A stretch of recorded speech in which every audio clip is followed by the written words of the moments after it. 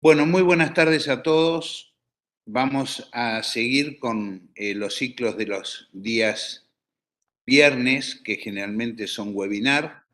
Saben que los días miércoles están destinados a las clases tradicionales de nuestra materia. Nuevamente tenemos el gusto de contar con la colaboración del doctor Reginaldo Boni.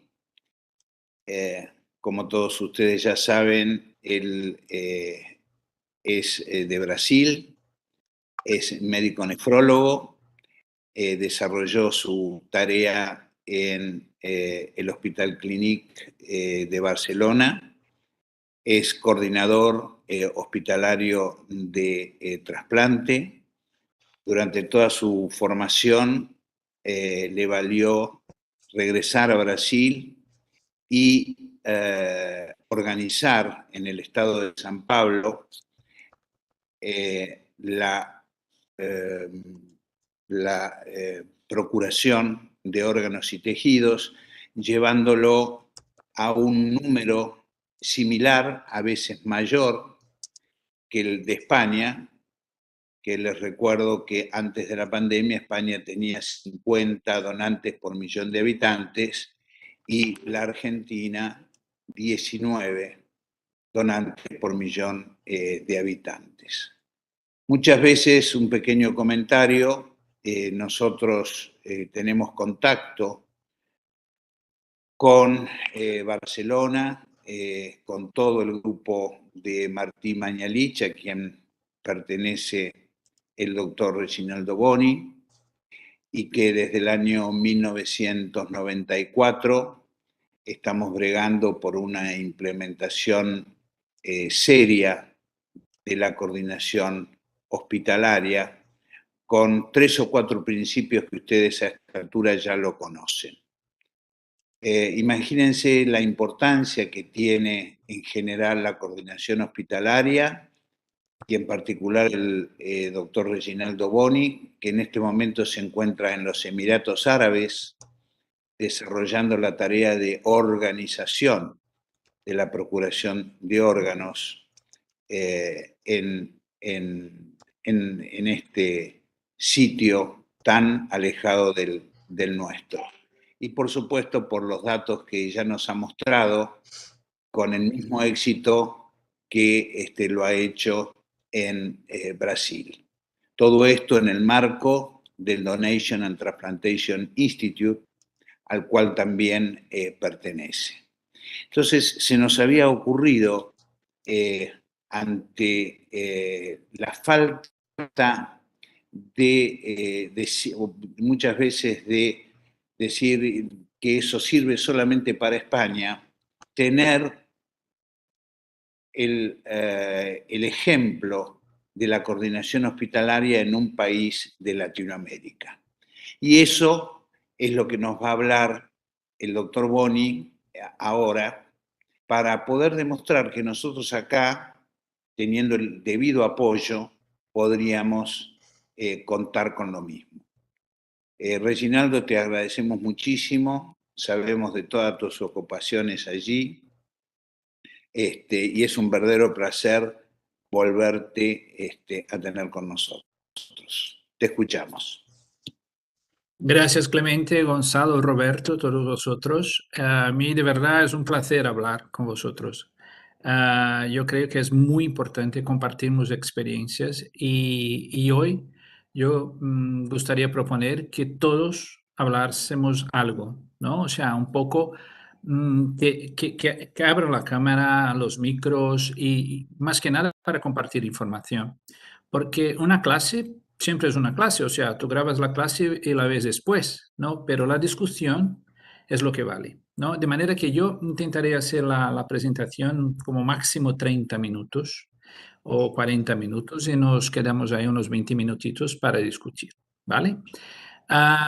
Es muy difícil hablar sobre coordinación de trasplantes, sobre todo en Latinoamérica, porque cada país tiene sus particularidades y lo sabemos muy bien todos, que tenemos muchísimos problemas hemos desarrollado tantas estrategias para solventar los problemas que cuando llegamos a un sitio donde no hay problemas, buscamos problemas, ¿no?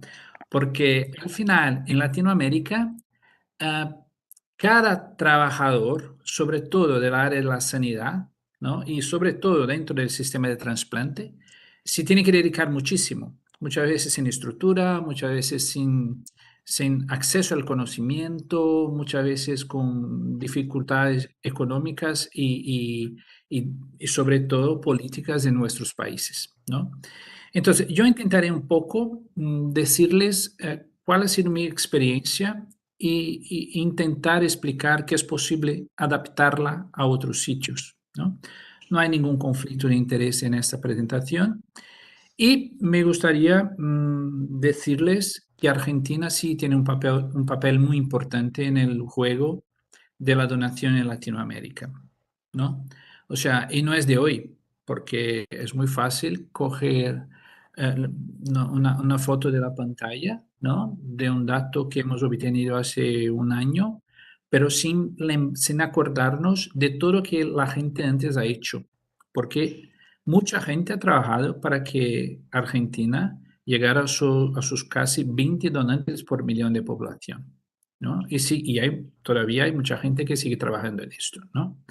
Y un poco por decir de los donantes por millón de población, no sé lo cuánto vosotros han discutido este punto, pero es muy importante porque es un marco que enseña cuál es la actividad de cada país o cuál es la actividad de cada región o cuál es la actividad de cada organización de procura de órganos o cuál es la actividad de cada coordinación intrahospitalaria, ¿no?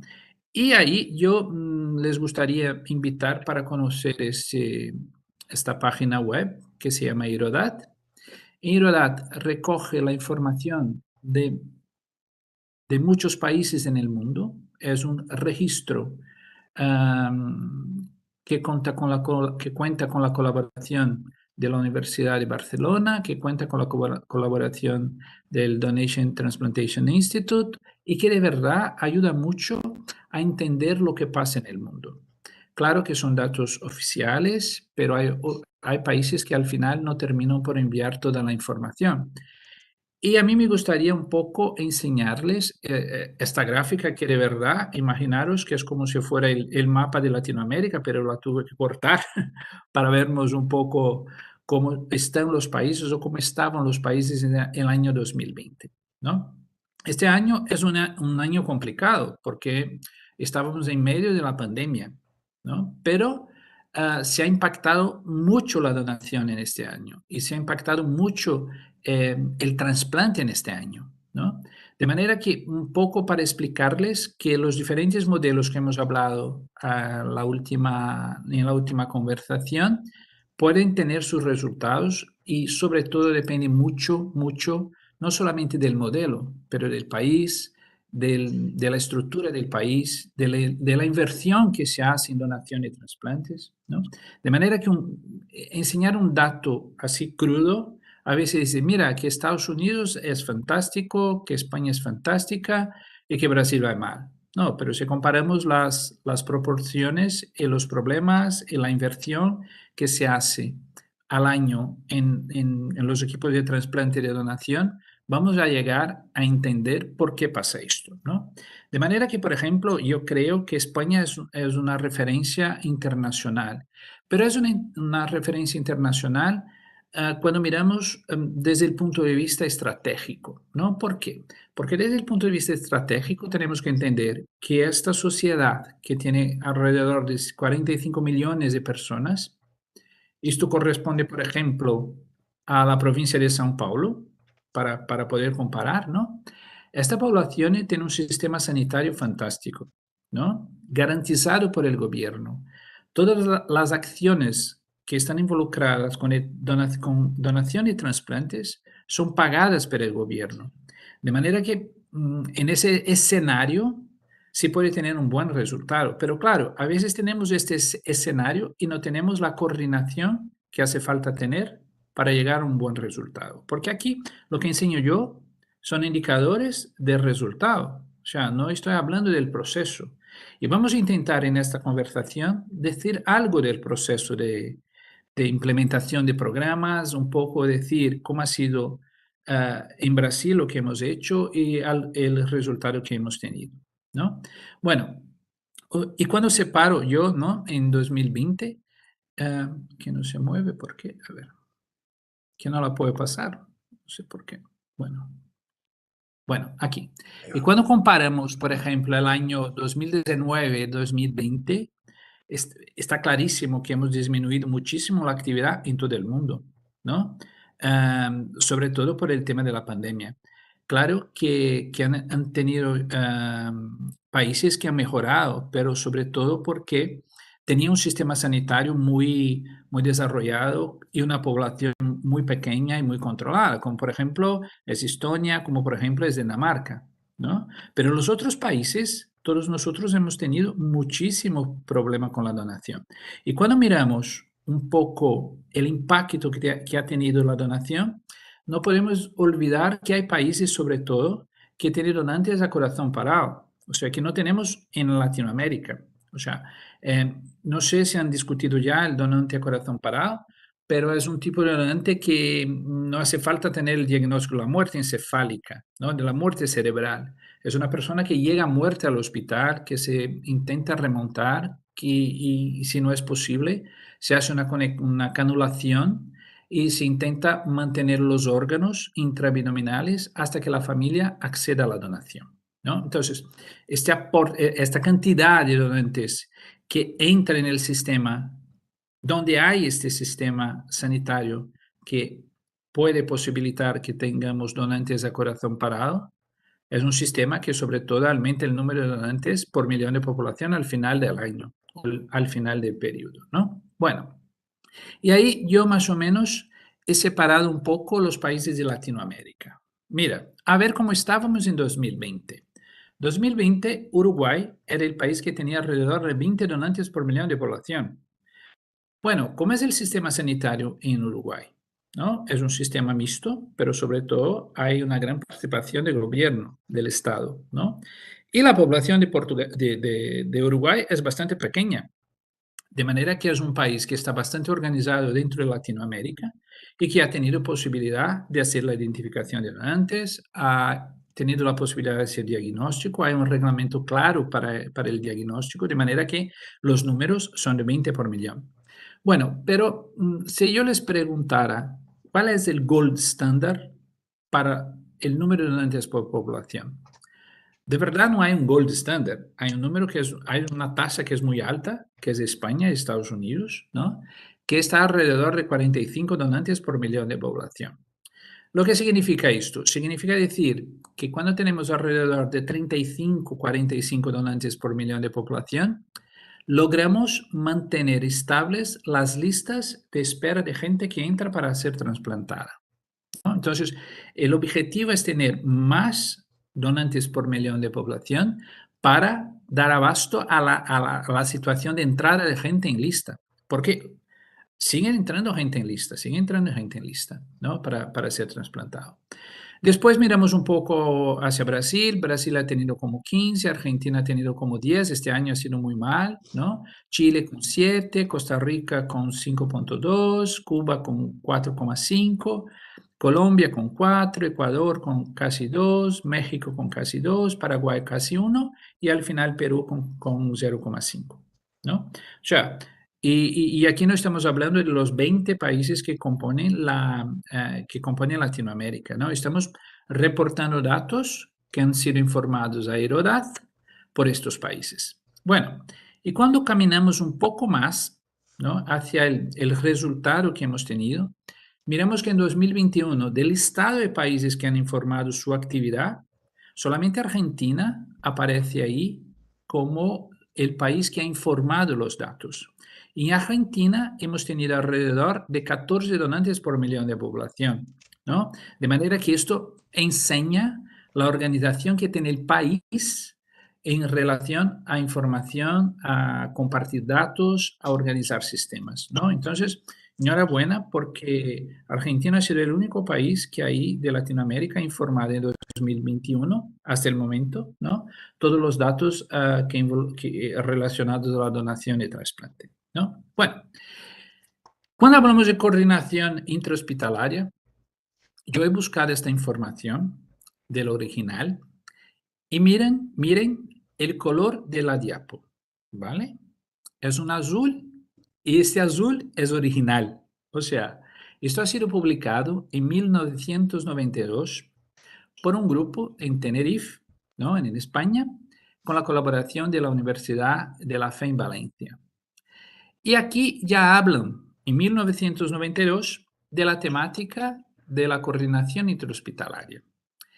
Y en el texto, después les puedo compartir porque es bastante interesante, ¿no? Para entender el concepto de las coordinaciones interhospitalarias en su momento. El plan de la coordinación interhospitalaria del coordinador era aumentar el número de órganos para trasplante, ¿vale? Entonces, el primer objetivo de este coordinador era encontrar donantes, ¿no? En esta coordinación, lo que debía hacer, ¿no? Debía hacer la detección, debía hacer la sensibilización del personal sanitario, educación poblacional, o sea, ya mirar hacia afuera del hospital, ¿no? Intentar centralizar toda actividad del hospital por trasplante, por centro de trasplante, y al final se preocupaba mucho con la detección, ¿vale?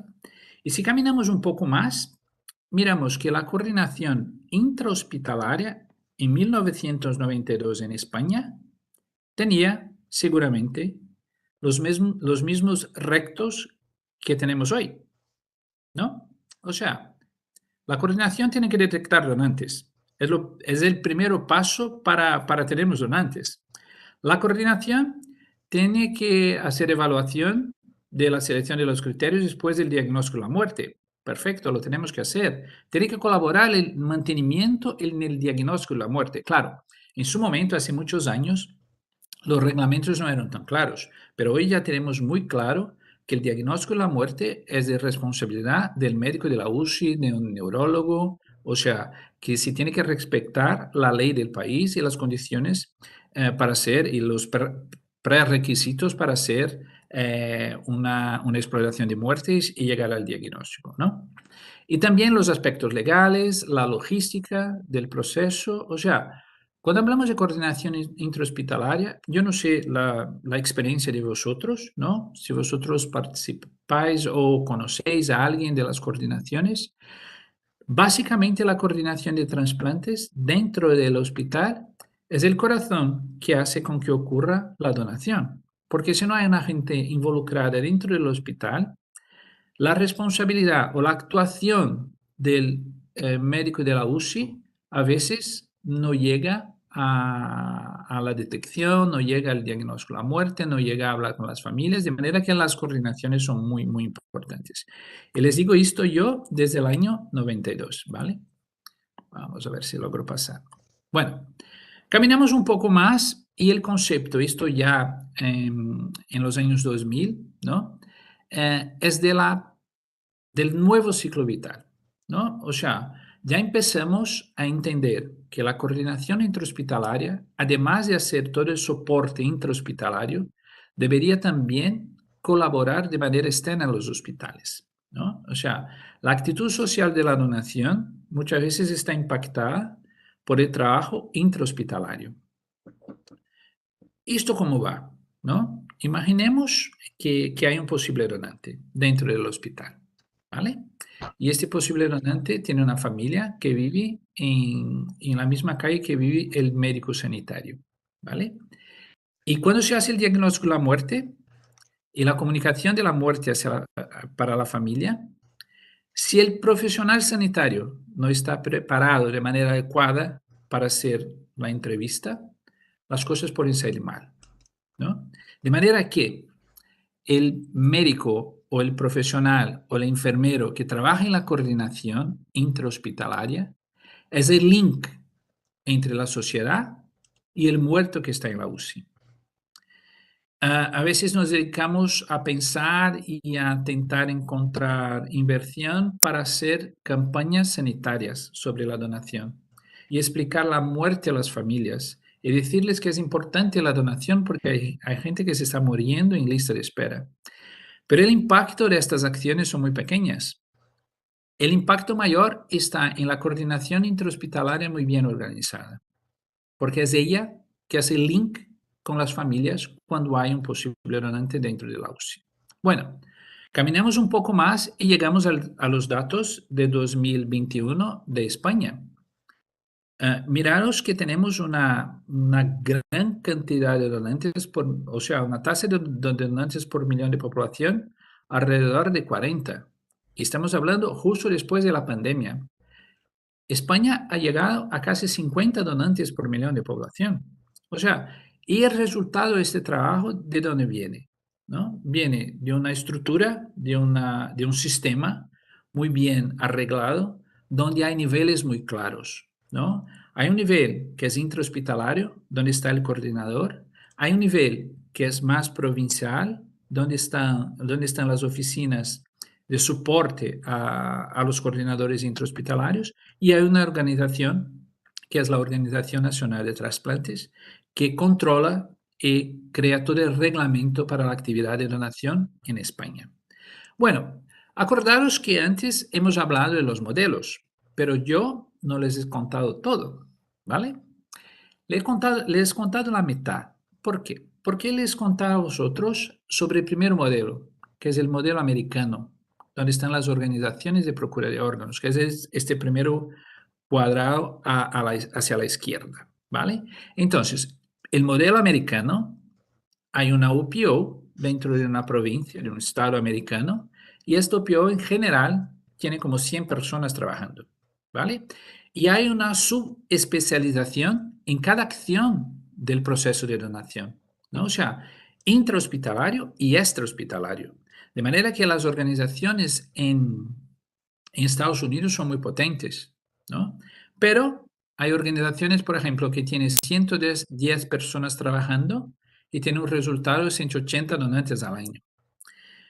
Imaginaros esto en Latinoamérica, ¿no? O sea, ¿os parece fácil tener una gran organización, ¿no? Con muchísima gente, con una especialización extremada en todos los sentidos?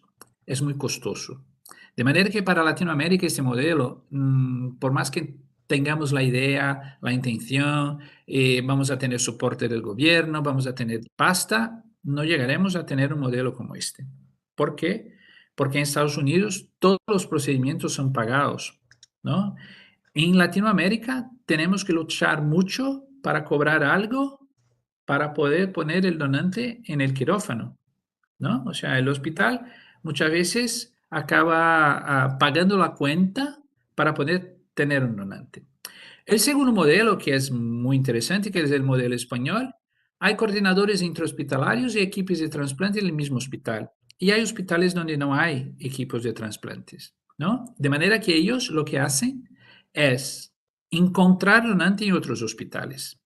Y por fin hay el modelo que es un modelo mixto, ¿no? Este modelo conlleva buenas prácticas de Estados Unidos y por lo tanto hay el concepto de la organización de procura de órganos, pero que está metida dentro de un hospital y no fuera del hospital como en Estados Unidos. Y hay las coordinaciones intrahospitalarias en otros hospitales, ¿no?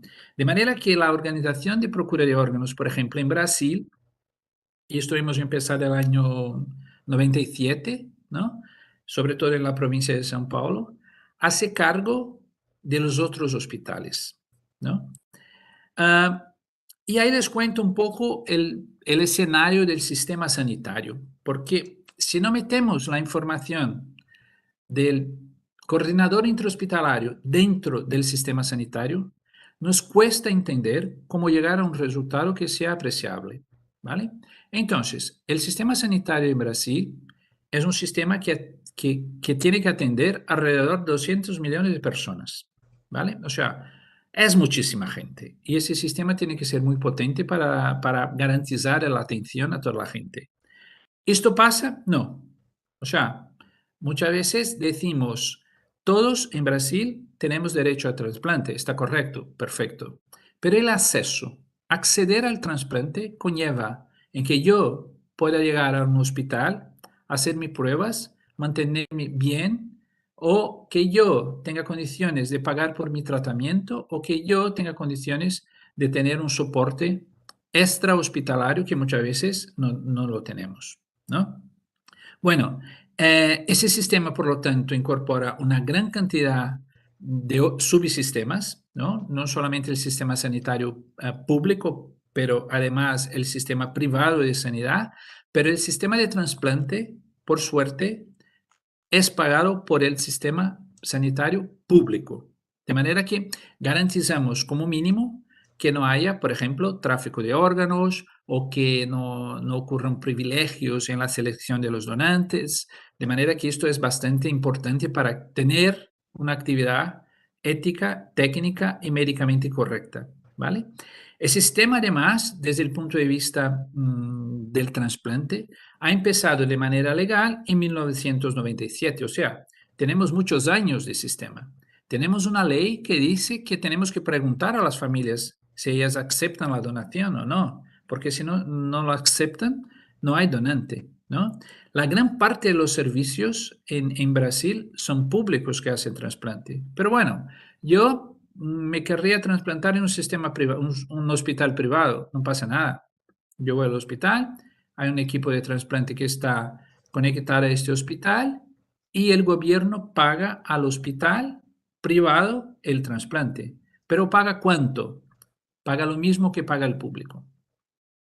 De manera que intentamos garantizar que la gente tenga acceso a todos los niveles de hospitales, ¿no? Esto es un poco la decisión del paciente y sobre todo muchas veces hay, por ejemplo, yo necesito un corazón, ¿vale? Pero en el norte del país no hacemos trasplante cardíaco, de manera que el paciente tiene que venir a São Paulo, por ejemplo, o otra provincia, Río, etcétera, ¿no? Y ahí discuto yo de nuevo la cuestión de acceder al trasplante, ¿no? Porque yo tengo el derecho, pero muchas veces no tengo cómo llegar a otra provincia para hacer el trasplante.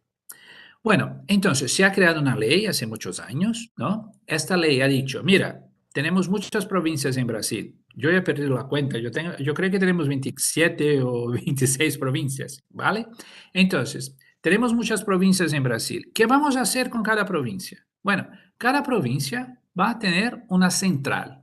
Esta central va a ser responsable por meter gente en lista, por recibir las notificaciones de los posibles donantes y hacer con que todo el proceso pase de manera técnica y ética correcta y sobre todo legal. Bueno, claro, en 1997 la gente no tenía idea de cómo montar esto, ¿no? Pero se han creado las centrales. En São Paulo, el mismo año, porque es una provincia que tiene 45 millones de población, como España, en São Paulo se ha decidido, bueno, vamos a crear organizaciones de procura de órganos. Hemos creado las organizaciones, pero claro, el sueño era tener una organización como Estados Unidos, pero ya no hace falta explicar que no la tenemos hasta hoy, ¿no? Porque no hay soporte financiero para hacer esto. De manera que empecemos en los hospitales universitarios, que son 10 en la provincia, a tener organizaciones de procura de órganos. Pero el sistema fue creciendo, o sea, el número de donantes fue aumentando, más trabajo, necesitamos más gente. Y por ejemplo, para que entendáis, la última organización que coordiné yo, teníamos 50 hospitales. O sea, es imposible una organización de procura de órganos con 10 personas trabajando, atender a 50 hospitales de manera técnicamente correcta. De manera que en secuencia de esto, el gobierno ha creado, pero después de muchos años, ¿vale? Ha creado las comisiones intrahospitalarias. O sea, ha creado en el año 2000, pero de verdad pasaron a existir después de unos tantos años, ¿no? Y todavía no tenemos en todas las provincias un gran número de comisiones o de comisiones intrahospitalarias, ¿no? De coordinaciones intrahospitalarias. Lo bueno es entender que dentro del sistema nacional hay niveles y el nivel de la comisión o de la coordinación intrahospitalaria, que está ahí abajo en el canto derecho, que es la Comisión Intrahospitalaria de Donación de Órganos y Tejidos para Trasplante, es una parte importante del proceso. De verdad, es donde empieza el proceso de donación, ¿no? Y si no tenemos coordinaciones muy bien arregladas, no vamos a tener donantes, porque es muy difícil para una coordinación o para una OPO, en el modelo que tenemos nosotros, atender a todos los hospitales, ¿no? De manera que tenemos tres niveles, ¿no? El nivel nacional, el provincial y el local. Y el local tenemos las organizaciones de procura de órganos junto con las coordinaciones intrahospitalarias. Bueno, y ahí tenemos la otra parte del proceso, ¿no? Tenemos la parte del trasplante de órganos. En el país tenemos más de 300 centros de trasplantes, de manera que imaginaros la cantidad de trabajo que supone tener una organización de procura de órganos si esta organización hiciera, por ejemplo, cargo de la selección de donantes, ¿no? Esto sería un desastre porque las coordinaciones de trasplantes, ¿no? Las organizaciones de procura de órganos se tienen que dedicar a la donación. La distribución y la selección de los receptores tienen que ser hechas por otra parte, en su caso, por las centrales de trasplantes. De manera que hoy por hoy tenemos centrales en todo el país y sobre todo en São Paulo, que es una central bastante potente porque tenemos una gran cantidad de donantes al año, llegamos a casi 800, 900 donantes al año, tiene que coordinar en toda la provincia la entrada de notificaciones, la solución de los donantes y la distribución de los órganos, ¿vale? Y el trabajo no para por ahí, porque después del trasplante se tiene que hacer el seguimiento de calidad de los órganos trasplantados. De manera que hoy tenemos un sistema donde después del trasplante, el médico que ha hecho el trasplante tiene que informar inmediatamente que ha hecho el trasplante, tiene que informar con 30 días, con 60, con 6 meses, con año, para siempre, ¿vale? Y si no lo hace, el sistema le bloquea para nuevas inscripciones de pacientes en lista. De manera que tenemos una base de datos fantástica con muchísima información por centro y sobre todo con la evolución de cada centro y el resultado de los trasplantes. ¿Vale? Bueno, y ahí entonces el trabajo que ha empezado en la coordinación intrahospitalaria, que también ha sido desarrollado por la OPO, llega a tener sus resultados, ¿no? Vamos primero a ver un poco lo que hace una OPO en São Paulo. Una OPO en São Paulo lo que hace es buscar donantes, y esto lo llamamos Hospital Development, o sea, tenemos que hacer búsqueda activa de los donantes, porque los donantes están en las camas de UCI. Y si no buscamos, muchas veces el médico, el intensivista, con tanta actividad que tiene, se olvida de informar. Y si no hay un coordinador intrahospitalario que todos los días busca por donantes, seguro que no vamos a tener un gran número de notificaciones. Bueno, ese es el trabajo que, por ejemplo, en mi ex-OPO, el enfermero lo hace, el coordinador lo hace todos los días, por la mañana, por la tarde y por la noche. Bueno, pero por la noche. Sí, por la noche. ¿Por qué? Porque la gente se muere por la noche, ¿no? Ah, pero en los finales de semana. Sí, porque la gente suele morirse también en los sábados y domingos, en los festivos, ¿no? O sea, la actividad de donación para un coordinador intrahospitalario tiene que ser vista como una actividad de urgencia. Es como trabajar en el servicio de urgencias, ¿no? Cuando tú estás de guardia en urgencias, tú estás todo el tiempo atento para que llegue, cuando llegue algún paciente para que tú lo trates.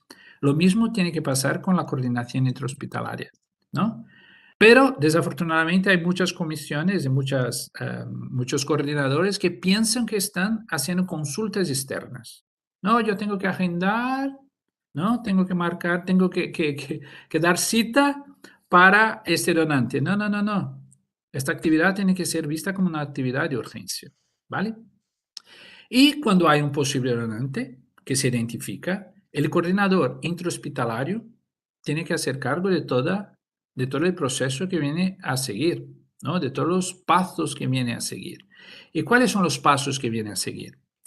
Estos pasos los hace la UPO en São Paulo, el coordinador que trabaja en la UPO, que va al hospital donde no hay un coordinador intrahospitalario y lo que hace, identifica el posible donante, facilita información a los médicos de la UCI y urgencias, sobre todo desde el punto de vista legal y técnico, por ejemplo, para el diagnóstico de la muerte, porque esto sí es un punto que se tiene que trabajar mucho, ¿no? O sea, todos los coordinadores hospitalarios no pasa nada que sean enfermeros, tienen que saber el diagnóstico de muerte, no tienen que hacerlo, por supuesto, pero tienen que saberlo, tienen que conocer la ley, tienen que saber cuáles son las limitaciones, tienen que saber identificar cuando un diagnóstico no está hecho, cómo determinan los protocolos de actuación. O sea, el coordinador tiene que conocer muy bien el proceso, ¿no? Al final, ese coordinador, después del diagnóstico de la muerte, tiene que hacer la evaluación clínica de un posible donante. En la UPO que trabajaba yo, ¿cómo hacíamos? Teníamos un enfermero, un coordinador que estaba de guardia durante el día, ¿vale? Este coordinador se iba al hospital, recogía toda la información, me llamaba o él volvía y discutíamos caso a caso. Si hacía falta, yo me iba al hospital para hablar con el médico.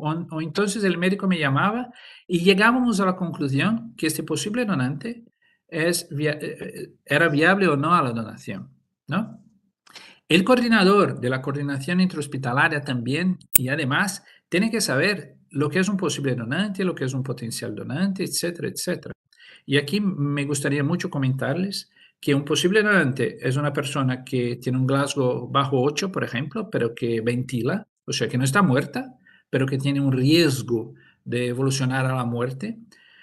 El potencial donante es una persona que tiene todos los signos de muerte, ¿vale? Un donante elegible es un donante que está, una persona que está muerta, o sea, un cadáver, y que no tiene ninguna contraindicación a la donación. Caminamos un poquito más al donante actual, que es el donante que llega al quirófano y donde hay la posibilidad de abrir la cavidad y sacar un órgano. Y por fin llegamos al donante utilizable. Ese donante es el donante que sacamos un órgano como mínimo y lo trasplantamos, ¿vale? Entonces, esta cadena de posible donante hacia el donante utilizable tiene que ser conocida por el coordinador intrahospitalario. El coordinador intrahospitalario también es responsable por hacer la entrevista a las familias, pero ojo, porque muchas veces se piensa que la entrevista es una acción para pedir órganos, ¿no? Mira, yo voy a ir a pedir los órganos. Sí, el objetivo de tener donantes es tener órganos, sí, claro, trabajamos para esto, ¿no? Pero sobre todo tenemos que apoyar a las familias, apoyar su decisión, darles soporte para tomar la decisión y no interferir en su decisión y no juzgar su decisión, porque muchas familias no aceptan la donación, no pasa nada, pero si damos soporte a la familia y gastamos muchísimo tiempo en darle toda la información, serán ellos que van a tener más condiciones de tomar la decisión sobre la donación. No hace falta que yo insista. Al revés, yo no tengo que convencer a nadie a ser donante. Lo que tengo que hacer yo es explicar que hay un proceso de donación y que la gente puede colaborar o no. Y la decisión es muy personal. Uh, es difícil de explicar, pero cuando se vive de los dos lados, queda más fácil, ¿no? O sea, cuando tú tienes un pariente en lista de espera y tú trabajas con donación, tú entiendes que hay muchísimo dolor de un lado y muchísimo dolor del otro. El dolor de la donación por parte de las familias, que se puede convertir en algo bueno, en una esperanza de acordarse de la persona como si hubiera hecho algo por los demás. Y del otro lado están las familias enlutadas, ¿no? Por el tema del dolor de esperar por un órgano, ¿no? Entonces, cuando entendemos esto, nos queda más claro el trabajo que tiene un coordinador intrahospitalario, ¿no? Después de la aceptación de la familia, el coordinador tiene que organizar toda la retirada de órganos. O sea, Antes se hace la selección por una central. Esa central me dice, mira, Reggie, el donante número 50, los órganos, el corazón va para este instituto, los riñones para otro, etcétera, etcétera. ¿Vale? Y ahí entonces los equipos van hacia el hospital y todos juntos hacen la remoción cirúrgica de los órganos. Seguir la cirugía es una obligación de cada coordinador intrahospitalario, porque a veces tenemos sorpresas. Por ejemplo, se puede abrir la cavidad y se encuentra ahí un tumor, ¿no? El coordinador intrahospitalario tiene que tener sus contactos o dentro del hospital o el coordinador de la OPO o con su coordinador para, por ejemplo, facilitar una biopsia, ¿no? De congelación. De manera que todo esto va mucho como parte del trabajo del coordinador. Y por fin, el coordinador tiene que devolver el cuerpo a la familia, ¿no? Entonces, dentro de la OPO hacemos esto. Y dentro de las coordinaciones, cuando hay coordinaciones, los coordinadores hacen lo mismo, ¿no? Entonces, este modelo ha generado la posibilidad de tener mucho más donantes que antes en el pasado, ¿no? Entonces, esta gráfica ya es antigua, pero la enseño porque ha sido justo en la flechita roja donde empezamos a entender y a trabajar en la búsqueda de donantes, ¿no? Aquí tenemos 40 hospitales y hemos tenido 55 donantes por millón de población. ¿Vale? Utilizando esta metodología. Bueno, pero ¿cuánta gente trabaja ahí? ¿No? Poca. Y ya les enseñaré en las próximas diapos cuánta gente trabaja, ¿vale? Pero va mucho más de la actitud y de la organización que del número de personas, porque a veces hay un montón de gente y el trabajo no va bien, ¿no? Bueno, y la otra organización que era más pequeñita, ¿no? Que tenía 1 millón de población, yo he sido coordinador en el mismo año, en los 3 años que eran iguales, ¿no? O sea, que eran los mismos años, ¿no?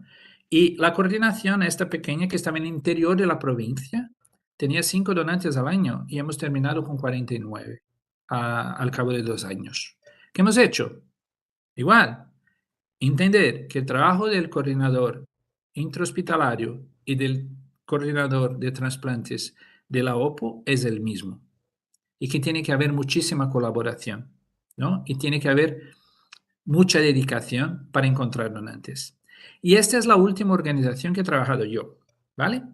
En esta organización yo creo que ha sido una gran experiencia personal y profesional porque fue justo durante la pandemia, ¿no? Y durante la pandemia nos ha costado muchísimo mantener la actividad, sobre todo porque no sé cómo ha sido en Argentina, pero yo he tenido contacto con gente de Panamá, de Chile, de otros países de Argentina también, y no habían kits para hacer la PCR para el COVID, ¿no? Entonces, hemos logrado obtener kits y cuando encontrábamos un potencial donante, o sea, una persona que estaba muerta, hacíamos la prueba para el PCR para el COVID, ¿no?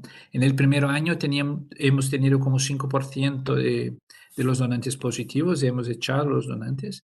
En el segundo año ya de la pandemia hemos tenido como 12%, o sea, de cada 100, 12 ya no podíamos hablar con la familia. Eran donantes elegibles hasta hacer la PCR. Y cuando hacíamos la PCR, desafortunadamente teníamos que echar el donante.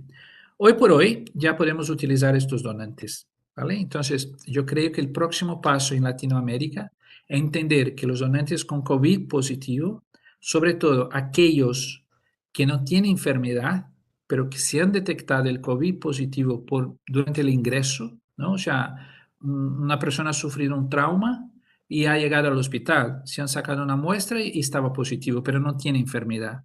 Pero esta persona, si está muerta, podría ser donante, por ejemplo, de riñones y de hígado. Ya hemos hecho 2 o 3 casos aquí en Emiratos, ¿vale? Bueno, de manera que esta organización, para decir cuánta gente trabajaba yo como médico, 7 enfermeros que hacen guardias de 12 horas, 2 secretarias, tenemos el soporte del laboratorio y un team y un grupo de cirujanos para hacer la extracción de los riñones. Bueno, qué fantástico, Reggie. A ver, no hay nada de fantástico aquí, ¿vale? Porque esto conlleva muchísimo trabajo, muchísimo trabajo. Yo necesitaba del doble de gente ahí, ¿no? Porque tenemos que crecer, tenemos que progredir, tenemos que mejorar.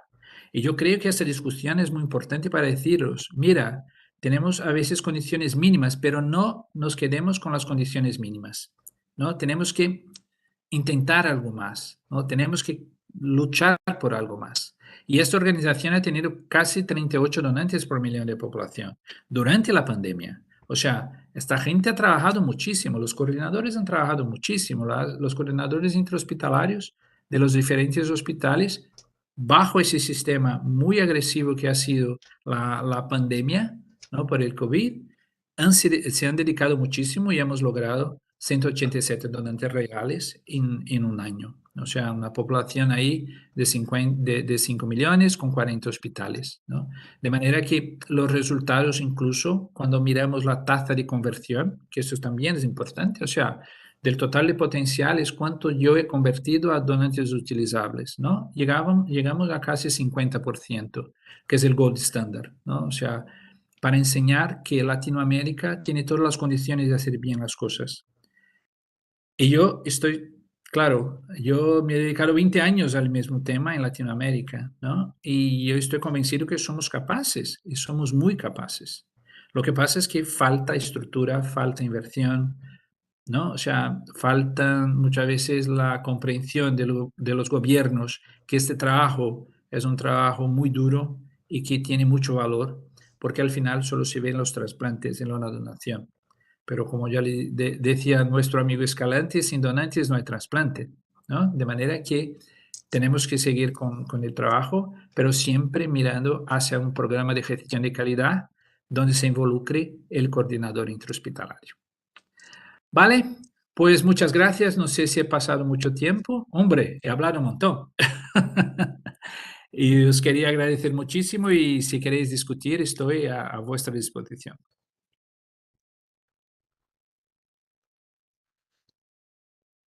Que no te oigo. Clemente está muteado. Estaba muteado, perdón. Realmente muchas gracias y con toda tu presentación has logrado demostrar que realmente seríamos capaces, con todo el apoyo necesario, en poder revertir esta situación. Antes de poder dar la palabra a todo el auditorio, que espero que participen, Reggie, esta vez, ¿no es cierto?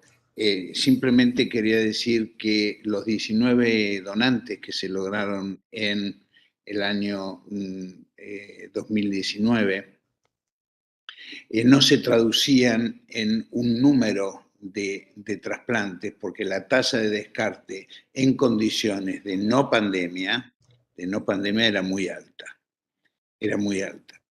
Entonces, cuando vos hablabas de calidad, ¿no es cierto?, de gestión de calidad de todo el proceso, en eso también hay que verlo, que no es cuestión de hacer número en cuanto a donantes y después la calidad de los órganos que son procurados no son implantados porque los equipos encuentran que no están en condiciones. Así es que la profesionalización de la coordinación hospitalaria, la creación de un sistema mixto como es el que tienen en el estado de San Pablo por lo menos, y que nosotros aquí podríamos decir que la OPO está organizada, pero nos falta el otro componente que es la coordinación hospitalaria. Una coordinación hospitalaria reconocida como una actividad médica más dentro de las instituciones, ya sea tanto públicas como, a mí no me gusta decir privado, porque a mí me gusta, en nuestro país, más que privado, es de la seguridad social, ¿cierto? De la seguridad social. y que la seguridad social generalmente es gubernamental, ¿no es cierto? También la subvenciona el gobierno. Así es que me gustaría que todos los participantes, yo sé que la doctora Cobos, que está en calidad, debe de tener preguntas, el doctor Tanús debe de tener preguntas también, pero me gustaría que el auditorio de quienes todos venimos a aprender aquí, pero los que se inician en esta temática, hagan las preguntas y alejen un poquito la vergüenza, ¿no es cierto?, de poder participar. A ver, ¿quién es él o la valiente?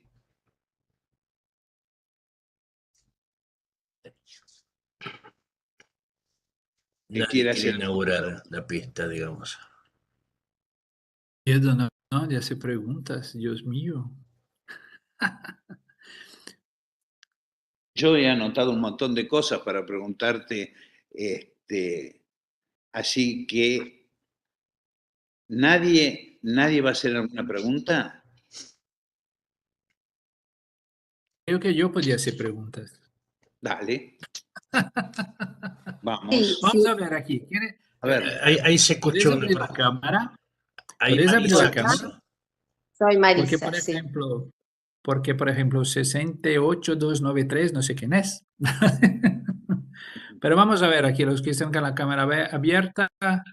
Bueno, Marisa, a ver, te Perdón. ha tocado a ti. Marcos Aquino. Hola Marcos, ¿qué tal?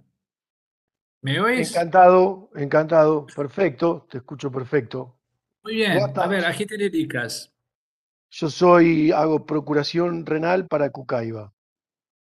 Vale. Soy ¿Tú eres cirujano, cirujano? sí, ¿Es cirujano? exactamente, Vale, cirujano. vale. Y te pregunto, ¿cuántos riñones has trasplantado tú este último año? ¿Muchos o pocos? Yo no hago el implante, yo hago la procuración. En el último tiempo Ah, vale. un aumento en el número de donantes después de un gran 2021-2020, Horroroso, en ¿no? donde se vio el impacto de la pandemia naturalmente. Vale. Y te pregunto, ¿tú tienes contacto con coordinadores intrahospitalarios o no? No, no hay, No. no hay una interacción directa. No hay una interacción directa. Esta creo que sería la parte más rentable para aquel alumno, porque no sé si sabés, Reginaldo, que acá en este curso se mezclan distintos niveles de estudiantes.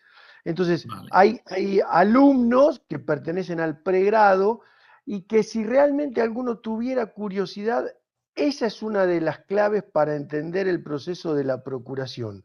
Si hay verdaderamente interacción entre los distintos integrantes del equipo o no la hay. En principio, por cómo está organizada la procuración en la provincia de Buenos Aires, bueno, no hay una interacción completa. Vale. También sería discutible si es necesario que el cirujano, en este caso, que hace un trabajo 100% técnico, tuviera que interactuar de manera plena en el proceso de procuración.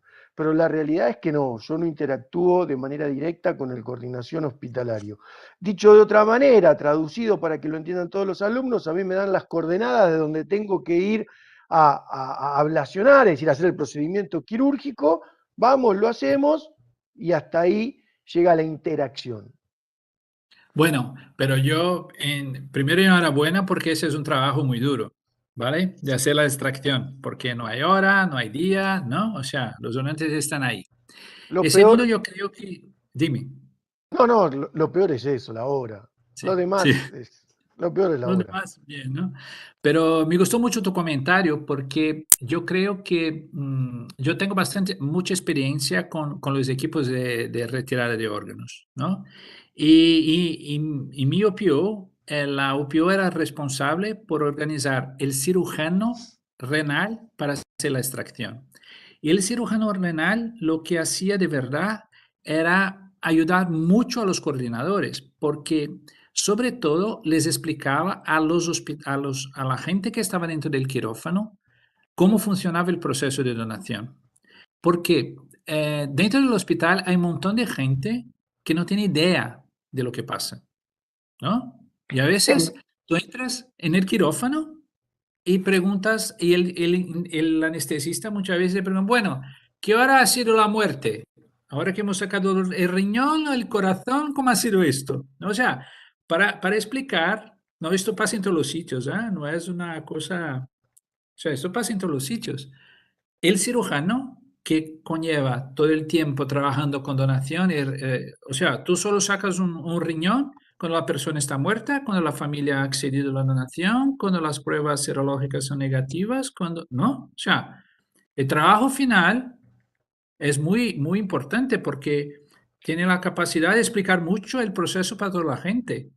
Entonces yo así te motivaría mucho a explicar lo que haces tú cuando llegas al hospital, para que la gente se entere. Por ejemplo, la enfermera que está dentro del quirófano, que no, que te abre la pinza, que no sé qué, que no sé cuántas, ¿no? Dice, bueno, ¿cómo va esto, no? Hay dos fenómenos que se repiten siempre y se dan mucho más frecuentemente en los hospitales que tienen bajo caudal de donaciones, es decir, en donde los operativos no son una cuestión frecuente, y es la primera que obviamente todo el personal, el estable del hospital, del quirófano al hospital al que vamos a hacer la procuración, generalmente tienen muchísima curiosidad porque no tienen conocimiento ni de la etapa previa ni de la etapa puntual en la que participamos. Y la otra en la que siempre se da el mismo fenómeno es que cuando ya terminamos de hacer nuestro procedimiento, estamos juntando todo y nos estamos yendo, siempre aparece alguna enfermera corriéndonos para pedirnos que elaboremos el certificado de defunción. Es decir, que ni siquiera tienen idea que lo que está llegando al quirófano es un cadáver. Y a mí Sí, eso muchas veces me da miedo porque hay personal que presta mucha atención y que entonces está viendo cómo yo le estoy seccionando la aurícula a ese donante. Entonces, si quien me está mirando no entiende que eso es un cadáver sobre quien yo estoy trabajando, en realidad la interpretación posterior es que a ese hipotético paciente lo maté yo. ¿Se sí. entiende? Pero no te El otro agobies día, porque, dime. no, justamente cuando tuvimos la presentación del doctor Escalante, hablábamos de la hora de la muerte, ¿no es cierto? Que hemos tenido conflictos cuando el anestesista que tiene presencia en el quirófano para lograr estabilidad hemodinámica junto con el coordinador hospitalario, y ahí es la gran diferencia que estaba planteando Marcos recién. Vos pusiste una diapositiva en donde durante la extracción de los órganos estaba presente el coordinador hospitalario, que entre otras funciones tiene justamente esa. En la hora de muerte, tienen que quedarle claro a todos, ya fue. Cuando se pide el donante a quirófano, no se pide al paciente que traigan el cadáver, ¿no es cierto? El cadáver al quirófano, para que todo el mundo lo entienda. Y creo que digamos, esta separación que hay en el proceso entre quienes están encargados de todo el proceso y el cirujano es contraproducente, ¿no es cierto? El cirujano tiene que conocer absolutamente todo, hasta por un problema, eventual problema legal que puede tener. Yo siempre recuerdo en los momentos que hacíamos procuración, la primera pregunta era ir a ver la historia clínica y terminábamos con el certificado de defunción en regla. Y ahí iniciábamos el proceso, ¿no? de extracción. Yo he pasado por una experiencia bastante interesante hace unos tantos meses en que había un médico forense dentro del quirófano y me dijo, bueno, entonces, a ver, ¿qué hora es ahora? Y digo, son las 10. Bueno, la hora de la muerte es a las 10. Y digo, hombre, si tú pones esto ahí, vamos todos detenidos, incluso tú que estás aquí. Sí, o sea, ¿no? O sea, y digo yo, de un médico forense, o sea, que básicamente ve muertos. Exactamente. Entonces, claro, esta cosa que ha dicho Marcos me parece muy importante, de verdad, ¿no? Pero, a ver, el papel del coordinador siempre es informar, ¿no? Bueno, más comentarios. Me gustó mucho el comentario de Marcos. Quedó Dime, una dime. pregunta. Yo quería hacer una consulta, si se puede. Hernán Sí, Antelo, ¿quién eres? Hernán Antelo del Hospital Garrahan, cirugía cardiovascular. Vale. Para Reinaldo, ustedes dentro del equipo incluyen un anestesista de ablación, de la procuración de ir a ablacionar, incluyen un anestesista y un técnico de anestesia, o básicamente va un cirujano con una instrumentadora. Bueno, yo te cuento un poco de la experiencia de España y te cuento un poco de la experiencia de Emiratos y te cuento un poco de la experiencia de Brasil, ¿vale? En España, el equipo conlleva un anestesista, o sea, hay un anestesista que sigue el procedimiento, ¿vale? Y los equipos de trasplante de cirugía son los equipos de trasplante. Suelen ser los cirujanos que hacen la extracción, que hacen el implante, ¿no? Porque los tiempos ahí pueden llegar a, no sé, por ejemplo, una cirugía de extracción de riñones puede tardar como 2 horas, ¿no? Porque se saca el hígado, el corazón, hasta la perfusión, ¿no? La experiencia de Emiratos, los hospitales tienen su anestesista. Entonces, los equipos de remoción llegan para hacer la extracción. Aquí, sobre todo, se tiene planteado que los donantes sean transferidos a un hospital extractor, ¿no? Entonces, es una experiencia diferente porque el equipo no va hacia el hospital. El donante viene hacia el hospital de extracción. Y en Brasil lo que pasa es que tampoco tenemos un anestesiólogo que participe del equipo de extracción. O sea, el anestesista, el anestesiólogo es del hospital. De manera que yo creo que depende mucho de los sistemas, ¿no? Sanitarios para poner o no un anestesiólogo que siga a las extracciones. Sobre todo, y yo creo que, no sé si es tu idea, ¿no? Que la extracción del órgano, de los órganos es un momento muy crítico también, ¿no? Sobre todo antes de la canulación, o sea, se puede perder el donante en ese momento. De manera que hace falta tener gente entrenada para mantener bien el donante, ¿no? Entonces, yo Esa era creo que una va un poco pregunta. por ahí, ¿no? Esa era una pregunta que te quería hacer al comentario de Antelo, que en este sistema de Abu Dhabi, el número de pérdida de donantes al trasladarlo del hospital donde se hizo todo el proceso hasta la extracción y derivarlo a el hospital extractor, todos sabemos que desde terapia al quirófano es el momento donde se produce la mayor incidencia de paro cardíaco, ¿no es cierto? Ujú. Entonces, llevarlo a distancia, si tienen una incidencia mayor de paro cardíaco o no. Bueno, hasta ahora les cuento un poco, ¿no? Cuando he llegado yo aquí, yo creo que habían 8 donantes en 2020, que fue un año complicado. En 2021 hemos tenido 39. Este año ya hemos tenido 22, ¿vale? El promedio es de un donante a la semana, que es poco, porque hay muchísimo más potencialidad aquí, ¿no? Y de verdad que yo no he visto ninguna pérdida por transporte. Por transporte. Porque Bien. el mantenimiento es bastante agresivo en gran parte de los hospitales aquí. O sea, si hace falta dializar un donante, se dializa, ¿vale? Si hace falta transfundir, se transfunde.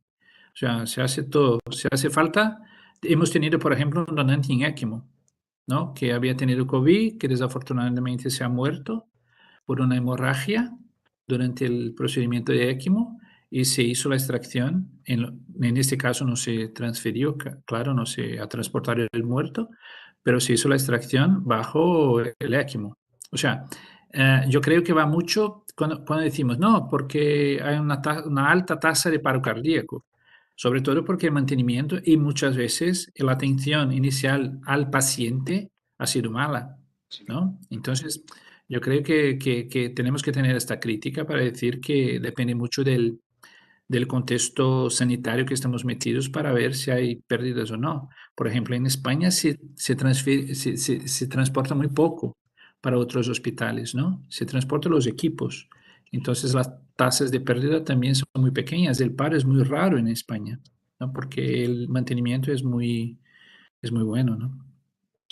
Reginaldo, había una pregunta de la doctora Marisa Cobos, que además de ser de nuestro equipo, es profesora titular de infectología de nuestra universidad y se encuentra en el INCUCAI desarrollando tareas de calidad. Marisa, ¿vos tenías alguna pregunta? ¿Se fue Marisa? Me parece que sí, no la veo en la lista. Ufa, ¿contestaron la profesora titular de la universidad? Bueno, una lástima. Bueno, a ver, ¿alguna otra pregunta? Nos quedan unos minutos todavía. A ver, Marcos me ha dicho que hay gente, ¿no?, de diferentes grados de formación. ¿Hay estudiantes por aquí o no? ¿Sí La o no? mayoría. Sí. Eugenia, por ejemplo, ¿es estudiante o no? ¿Estás conectada, Eugenia? Sí, estoy conectada. Yo Bueno, soy ¿tú eres licenciada en estudiante? enfermería y, Muy bien. trabajo en 2 CTI pediátricos. Uf, Y hice el curso de la diplomatura en coordinación de trasplante, que me falta la prueba final en muy Uruguay. bien. Que tengas suerte, porque Con el seguro que doctor vas a probar Mizrahi. porque está en este curso. Oh, muy bien, muy bien. Bueno, y tú trabajas en la UCI pediátrica, Exacto. ¿sí? ¿Y qué te Sí. parece la historia del coordinador intrahospitalario? Porque me parece que tú te dedicas a esto, ¿no? ¿O te vas a dedicar? No, en un futuro me voy a dedicar, sí, o sea, la idea es que contar, porque todavía en Uruguay no está aprobado para que esté en los hospitales, cuenten con el coordinador intrahospitalario. ¿Tú estás en Uruguay? Sí, en Uruguay. Ah, vale, vale, muy bien. Mm. ¿Y cómo funciona el sistema ahí? No, ¿Es cuando parecido? se hace, es parecido, sí, muy parecido. O sea, desde que está el diagnóstico, cuando ya está el probable donante, se avisa al Instituto Nacional de Trasplantes en forma telefónica y una vez comprobada la muerte encefálica del paciente, se dirigen hacia el equipo del instituto, hacia el hospital en donde esté el donante, ya está en muerte encefálica, y ahí es que comienza el proceso. Pero quien hace la entrevista es alguien de la Coordinación Nacional. Es alguien de la del coordinación instituto. que va con una psicóloga. Va el Vale, médico de vale, coordinación y la psicóloga, en este vale, caso. vale, vale. Mm. Bueno, este es un sistema distinto, ¿no? Porque hay un nivel que, bajo mi concepto, cuidaría mucho más de la organización nacional, ¿no? Y yo creo que esto puede interferir, por ejemplo, en los resultados finales, porque es importante tener un otro, como digo yo, una otra elo de la cadena, ¿no? O sea, hace falta tener un eco Exacto, más. sí, un nexo más profundo Exacto, quizás para que, ahí va para tener mayor éxito, digamos, la tasa, mejorar las exacto, tasas de éxito al finalizar el proceso, sí, por supuesto, y es por exacto. lo que se está trabajando en realidad. Muy bien, enhorabuena, me gustó mucho escuchar tu Gracias. comentario. Si tienes Bueno, alguna muchas pregunta, estoy a gracias. tu disposición. No, si No, tienes alguna por ahora, pregunta, o sea, estamos también alineándonos a poder llegar también al donante en parada cardíaca, que hombre, muy también bien. está en proceso. Y seguro que tu país, yo creo que será el primero de Latinoamérica a tener ese donante, ¿eh? O Porque que yo así sigo sea. Sí, no, sobre todo porque es un país o sea, es pequeño, pero tiene una capacidad de discusión muy grande, o sea, de hacer bien las Exacto. cosas, Mm. ¿vale? Me Bueno, invitas cuando gracias. tengas el primero donante corazón parado. Bueno, sí, obvio. Yo quería hacer una Venga, consulta en gracias. relación a eso. ¿Qué experiencia tienen a corazón parado ustedes, Reinaldo? Nosotros hemos Yo, hecho mm, ablaciones de tejidos, de diversos tipos de tejidos. A corazón parado hoy en día un poco menos que antes, por las condiciones hospitalarias más que nada. Pero ¿cómo es su experiencia? ¿A qué tejidos acceden a ablacionar? Y digo, ¿cómo es la experiencia? vale, a ver, primero yo quería aclarar el donante corazón parado que hablo yo, ¿vale? El donante corazón parado es una persona que ha tenido un paro controlado, no controlado, por ejemplo, alguien que ha sufrido un tráfico y ha llegado a la urgencia, y en urgencias se ha intentado remontarle y al final no han podido salvarle la vida. En ese momento se hace la canulación de arteria y venas femorales y se perfunden los órganos, ¿vale? Hacia la familia llegar y autorizar la donación. Es el donante que antiguamente llamábamos de no beat hearting, o sea, el donante que separaba el corazón, ¿no? El donante que me comentas tú, yo creo que el donante No que batiente, es el digamos, cadáver, es un donante no batiente. no latiente, ¿no? En Este sería. asistencia, en ECMO o en algún tipo de asistencia. Ah, vale. Entonces, de estos donantes se pueden sacar órganos y se pueden sacar tejidos, ¿vale? La experiencia que tengo yo, sobre todo, es en España, porque en Brasil no tenemos donantes a corazón parado, ¿vale? Bajo este sistema que comento tú, ¿no? De los criterios de Maastricht. Entonces, ahí se sacan todos los tejidos, no pasa nada, ¿vale? O sea, se sacan los órganos y después se puede sacar huesos, se puede sacar córneas, piel, válvulas cardíacas, o sea, no hay ningún problema. La diferencia está que la gente siempre piensa, no, pero es mucho más fácil sacar un hueso que sacar un corazón. Pero sacar puede ser más fácil, pero garantizar la calidad es más difícil, ¿no? Entonces, sacar un hueso conlleva que tú pongas este hueso en cuarentena, que hagas todas las pruebas serológicas de nuevo, incluyendo las PCRs, que tú tienes que sacar cultivos de todos los trozos de hueso que has sacado, que tienen que esperar el resultado, que tienen que procesar el tejido y después de procesar el tejido, tienen que sacar de nuevo las pruebas. O sea, es mucho más difícil, ¿no? Ahora, el cadáver que llega ya parado y que está en la morgue, por ejemplo, ¿no? Que se puede sacar las córneas, ¿no? Entonces es otro tipo de extracción de tejidos, ¿no? Entonces la experiencia que tengo yo en Brasil es sacar órganos, es sacar tejidos de donantes y muerte encefálica que se han sacado órganos. En España yo he seguido casos que se han sacado tejidos de donantes a corazón parado, donde se han sacado hígado y riñones. Y el resultado de verdad, cuando tú comparas en relación a muerte encefálica, donante corazón parado, controlado o no controlado, ¿no? Los resultados son mucho mejores, ¿no? Porque el tiempo de ingreso en los hospitales es muy pequeño, ¿no? En la gran parte de las veces. De manera que los tejidos están menos contaminados, con mejor calidad, ¿no? O sea, yo creo que sería esa experiencia que te puedo contar. ¿Qué punto de corte en el paro usan ustedes? Por ejemplo, no sé, supongamos que tenemos un donante que se paró, entró parado y permaneció en la guardia 3 horas, ¿no? ¿Qué punto de corte parado? No, esto para donante corazón parado no vale, ¿no? O sea, lo que pasa es que tiene que tener como mínimo, como Para máximo. tejidos hablo, ¿no? No, de tejidos. Vale, de Sí. tejidos sí. De tejidos, Ok. si el cuerpo está mantenido bajo refrigeración, se puede sacar hasta 24 horas los tejidos. Si no está mantenido, hasta las 6 o 8 horas, ¿no? Por garantía de calidad, ¿no?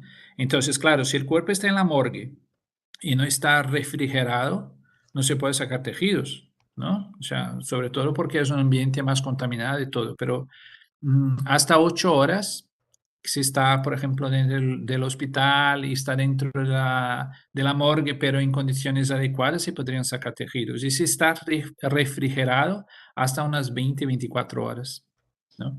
Pero depende Usamos mucho. usamos esos mismos Criterios. tiempos, esos mismos criterios, pero una vez que el donante fue a la morgue, ya en general descartamos la ablación por una cuestión que en general los hospitales no dejan ablacionar tejidos una vez que el cadáver fue a la morgue. Como que hay una situación irreversible, no sé por qué, pero bueno, así funciona la Argentina. Sí, pero a ver, esto no hay mucho sentido, ¿no? Porque imagínate tú que yo sufra un tráfico en la calle, ¿no? Y tenga un montón de lesiones y me pueda contaminar en la calle. O sea, es que no hay mucho sentido. Yo no veo sentido, ¿eh? Porque si tú tienes un programa de gestión de calidad que garantiza que la morgue sea limpia, que la morgue, que los frigos estén refrigerados y se mantenga la temperatura, no hay por qué no sacar tejidos. Yo me acuerdo en Barcelona que yo hacía guardias en las funerarias para sacar córneas. Entonces, cuando llegaba la familia, el muerto ya estaba ahí hacía, no sé, 8 horas. Llegaba para contratar el funeral. Yo, después del tío que contrataba el funeral, era mi vez de hablar con la familia y preguntarles si aceptaban las córneas, ¿no? Y si se aceptaban las córneas, yo sacaba el cuerpo de la nevera y sacaba las córneas. O sea, ¿no?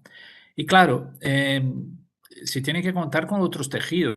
En este caso no se hacía porque el cuerpo estaba en la funeraria, no estaba en el hospital.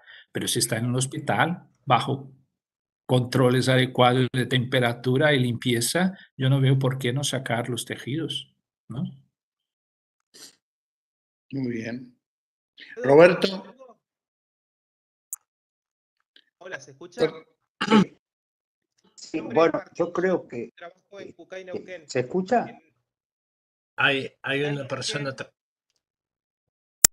Acá en Neuquén lo que les quería comentar es que cuando los pacientes son trasladados a la morgue hospitalaria, si por alguna razón se atrasó el operativo de tejidos, se hace la ablación en la morgue hospitalaria. Y también hay veces que nos llaman de la morgue judicial cuando es factible ablacionar córneas. Y otra cosa que sucede en Argentina, que porque yo fui a rotar a Misiones, al hospital de agudos, no me acuerdo ahora el nombre, pero es en la ciudad de Misiones, las ablaciones habitualmente también se hacen en la morgue del hospital, de ese hospital, que es uno de los mayores procuradores de córneas de la República Argentina. Gracias. Sí, a ti. Gracias a vos, Martín, por el aporte. Roberto, doctor Tanús. No, yo quería... ¿Sí? ¿Me escuchan? Sí, Sí, perfecto. Bueno, primero agradecerle a Reginaldo, como siempre, su generosidad y su clarísima charla. Siempre es un placer escucharlo. Y segundo, destaco la participación de gente que está vinculada a la procuración. Hemos tenido gente, si no vi mal, de Cucaiba, del Hospital Garrahan, de Misiones, de Uruguay, del equipo de nuestro amigo Misraji, lo cual ha enriquecido hoy la discusión y la charla. Yo no soy el más experiente para hablar de esta parte justamente, en cuanto a las técnicas de extracción de tejidos, etcétera, pero a lo sumo con muchísimo pavor, diría yo, cuando estaba haciendo en Barcelona ya por los 90, cuando me dijeron, bueno, toma esta cuchara, saca la córnea, pero si no me infarté ahí, yo creo que todavía tengo para un buen rato de seguir vivo. Felicitaciones de nuevo, Reginaldo. Gracias. Y bueno, quiera Dios que nos estemos encontrando de manera presencial en no mucho tiempo más.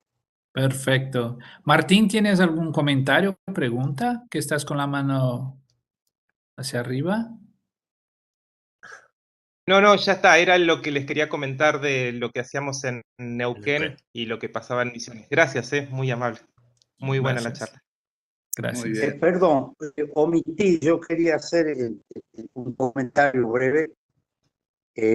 Vos bien dijiste, tiene que ver también con las regiones, que vos viste que es muy heterogéneo Latinoamérica en sus números, no ahora, sino desde siempre, y hay muchos factores para que así ocurra, y siempre, bueno, entre Uruguay, Argentina, Brasil, pasa un poco la parte de mayor evolución en cuanto a procuración en donación cadavérica. Pero también es muy importante, y esto es para los alumnos, dentro del país, así como en España hay regiones que procuran 20 por millón y otras que procuran 67 por millón, en Argentina también tenemos provincias que procuran más de 30, han llegado a procurar 35 donantes por millón. Y eso habla de algo que siempre se habla, Reginaldo lo sabe bien, en cuanto a la formación de los coordinadores hospitalarios, es el tema del control de calidad en cuanto a las capacidades de los coordinadores. Exactamente. La formación, y enhorabuena por esta formación. ¿No? Muy bien. Ya llevamos 1 hora casi y media, Reginaldo. ¿Hay Muy alguna bien, otra pregunta? ¿Alguien que quiera hacer un comentario? Bueno, no cabe duda que con lo que ya tenemos en la Argentina, nos han enseñado que probablemente un sistema mixto, ¿no es cierto? Agregar lo que ya hay en cada una de las jurisdicciones, son 24 las provincias, una red de coordinadores hospitalarios de trasplante, con todo lo que hemos visto del reconocimiento y la remuneración, podemos llegar a tener un número de donantes más que aceptable para ofrecerles a tantos pacientes que están en lista de espera con una alta mortalidad. Si yo tuviera que poner un ejemplo, en los últimos trasplantes renales que hemos hecho, tenemos pacientes con 14 años de hemodiálisis, sin ningún tipo de condición, por ejemplo, en cuanto a su histocompatibilidad, que implicara tanto retraso, ¿no es cierto? Y la media, Roberto, vos corregime, de los pacientes que se trasplantan está por encima de 8 años en hemodiálisis. 8 años en hemodiálisis. Así que va a ser la única manera de poder revertir esta situación. Te agradecemos muchísimo el aporte, las enseñanzas, son cosas que uno las escribe y después en algún momento puede decir haciendo referencia a tu experiencia. Muchísimas gracias, Reginaldo. Perdón, Sí. Reginaldo, perdón. Un último comentario porque ahora, dentro de las cositas que fui tomando nota, sobre todo para los alumnos, se ha mencionado acá Corazón Parado. En Argentina se hicieron 3 y están contemplados ya en la nueva ley de trasplante, la 27447, está legislado el tema de la donación a corazón parado. En segundo lugar, también en esa ley, y de hecho hay mucha presión para que se ejecute, tengo entendido que han empezado con la ejecución de que en todas las instituciones de salud vinculadas a emergentología o que tengan unidades neurocríticas o con determinada cantidad de camas, etcétera, etcétera, exista por ley la coordinación hospitalaria de trasplante. Eso también de aplicarse, porque bueno, muchas veces pasa por ahí la cosa, ¿no? Pero digamos que ya está eso por ley también en la Argentina, que no es un tema menor, digo, porque se ha mencionado el tema de corazón parado y el tema de la coordinación intrahospitalaria. Y un proyecto hay de un grupo de gente vinculada a la donación y el trasplante también para este mix, ¿no? Este sistema mixto de un hospital extractor, bueno, en fin, lo que estuvieron hablando. Así que veremos qué pasa si se aplica todo lo que está en la teoría aceptado. Muy bien. Pues muchísimas gracias, Clemente, muchísimas gracias, Gonzalo, Roberto, todos vosotros. Ha sido un gran placer y a ver si un día nos quedamos para discutir personalmente los problemas y encontrar soluciones, ¿vale? Yo sigo a disposición siempre, es un placer de verdad y mi email está ahí. Si queréis, por favor, me contactáis y sigo a disposición. ¿Vale? Muchísimas Muchas gracias. De nuevo, Muchísimas gracias. Chao, chao, chao, Clemente. Muchas Chao. gracias. Chao, un abrazo a Chao, todos. chao. Chao. Hasta la próxima.